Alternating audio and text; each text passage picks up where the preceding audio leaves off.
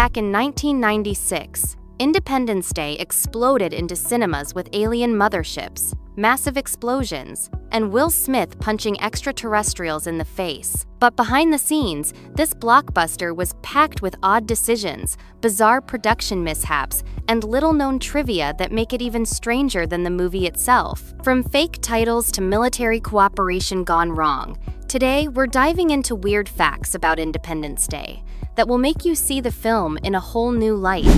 It almost had a different name.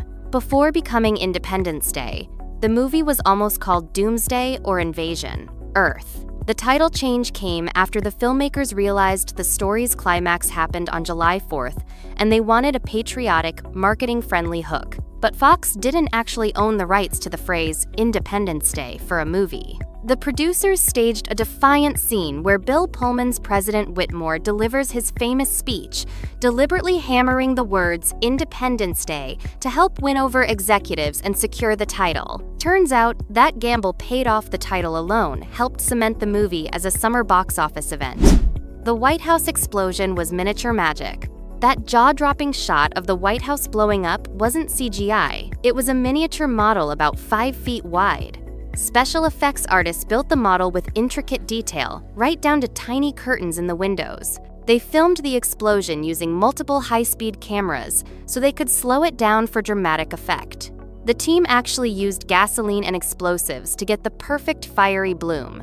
It was so realistic that when the trailer dropped, audiences were stunned, and the shot became one of the most iconic promotional moments in movie history.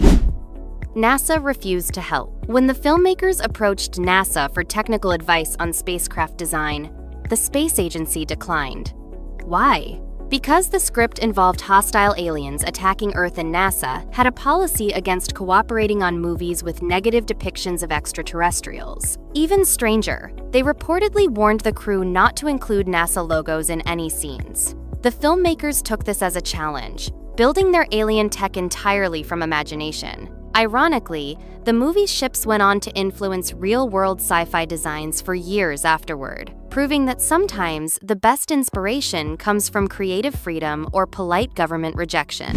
Jeff Goldblum improv was everywhere. Jeff Goldblum, who played computer whiz David Levinson, is known for his quirky delivery, but a lot of his best moments weren't in the script. Many of his mutterings, pauses, and quick jokes were completely improvised. Director Roland Emmerich loved it so much, he let the camera roll longer than planned just to capture Goldblum's unique rhythm. In fact, some scenes like him fussing with his dad in the car or sarcastically reacting to alien chaos were shaped entirely around his off-the-cuff lines. Without Goldblum's spontaneous style, the film might have felt a lot more straightforward.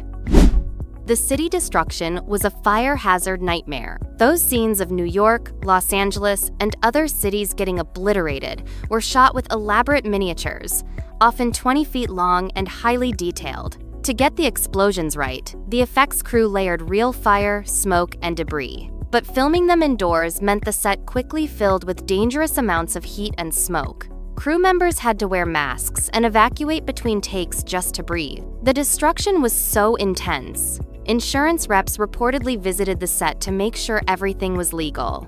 The result? A realistic look that still holds up decades later and a very sweaty crew. The script was written in just 4 weeks. Roland Emmerich and Dean Devlin came up with the concept after being asked if they believed in aliens during a press interview. On the flight home, they sketched out the entire story idea. They then locked themselves away and wrote the screenplay in only 4 weeks, lightning fast, for a massive sci-fi epic. The short turnaround gave the story its straightforward, high-energy pace. While some critics later complained about cliches, that rapid writing process actually helped give Independence Day the pulpy B-movie energy that made it so fun for audiences around the world. The movie helped kill another blockbuster. Independence Day was such a phenomenon that it completely overshadowed other summer releases.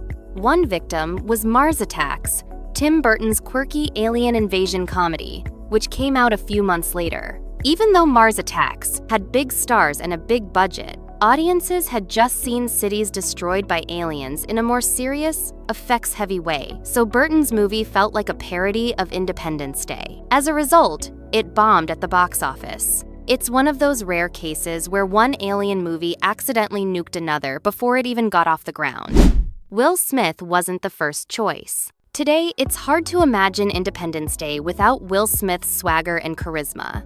But he wasn't the studio's initial pick. Fox executives worried an African-American lead might hurt overseas sales, a sadly common bias at the time. Roland Emmerich fought hard for Smith, believing his charm was exactly what the film needed. When the movie blew up globally, it not only launched Smith as a bankable movie star, but also proved that old Hollywood conventional wisdom about casting diversity was wrong. Smith's role became one of the most quoted, rewatched, and loved parts of the entire movie. Product placement was everywhere. While alien ships filled the skies, Earth's brands filled the screen. From Coca-Cola cans to Apple computers, Independence Day was packed with product placement. The most famous example? David Levinson uploading a computer virus into the alien mothership using a Mac laptop, which implied Apple tech could interface with extraterrestrial systems. This moment became both a running joke and an unintentional ad for Apple. Sales of the company's laptops reportedly spiked after the movie's release. It's one of the rare cases where blatant product placement actually became part of the film's weird charm. The alien language had hidden meaning. The screeches and clicks made by the aliens weren't random noises. Sound designers created them by mixing animal calls, metallic scraping, and distorted human voices. Hidden inside were fragments of actual words and phrases, though they're nearly impossible to pick out during normal viewing. According to the crew, these secret elements were put in as a private joke and to give the aliens a sense of intelligence rather than being pure monsters. It's one of those details that no one really notices, but adds an eerie layer of realism to the movie's invaders.